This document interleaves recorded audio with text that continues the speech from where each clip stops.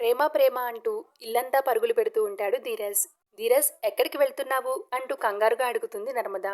వదిన, ప్రేమను ఆ భద్రావతి వాళ్ళు ఇంటికి తీసుకుని వెళ్ళిపోయింది అని అంటూ ఉంటాడు ధీరజ్.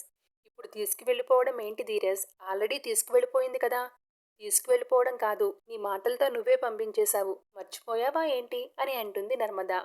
దాంతో జరిగిన గొడవ మొత్తం గుర్తు చేసుకుంటాడు ధీరజ్. ఏదో కోపంలో అలా అన్నాను, తను బాధలో వెళ్ళిపోయింది అనుకున్నాను. అంటే తను ఇంటికి తిరిగి రాలేదా అని అడుగుతాడు ధీరజ్.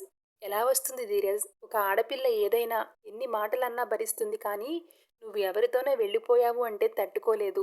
అందులోనూ తను సర్వస్వం అనుకున్న భర్త అంటే అస్సలు తట్టుకోలేదు అని అంటుంది నర్మద కోపంగా. నువ్వు చెప్పింది నిజమే వదినా, కానీ ఆ సేనాపతి అమ్మను ఎంత అసహ్యంగా మాట్లాడాడో చూసావు కదా. మరి నాకు కోపం రాకుండా ఎలా ఉంటుంది చెప్పు అని అంటాడు ధీరజ్. అందుకని నువ్వెవరితోనో వెళ్ళిపోతే నీ మెడలో తాళి కట్టి నీకు జీవితాన్ని ఇచ్చాను అని అందరి ముందు అంటావా?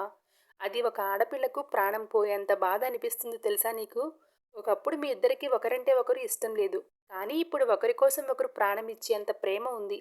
ఆ ప్రేమను వదులుకుని ప్రేమ గుమ్మం దాటింది అంటే నీ మాటలు తన మనసును ఎంత హట్ చేసి ఉంటాయో ఆలోచించు అని అంటుంది నర్మద.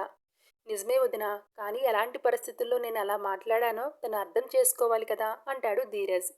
ఇంకా నువ్వే కరెక్ట్ అని వాదించకు. నీ మొండితనంతోనే మీ మధ్య ఇంకా దూరం పెంచుకోకు. ప్రేమ అక్కడే ఉంటే వాడు తన మనసు మార్చే ప్రమాదం ఉంది. ప్రేమతో మాట్లాడి ఇంటికి రమ్మని కన్విన్స్ చేస్తాను. నువ్వు ఎక్కువ డిస్టర్బ్ అవ్వకు అని అంటుంది నర్మద. థ్యాంక్స్.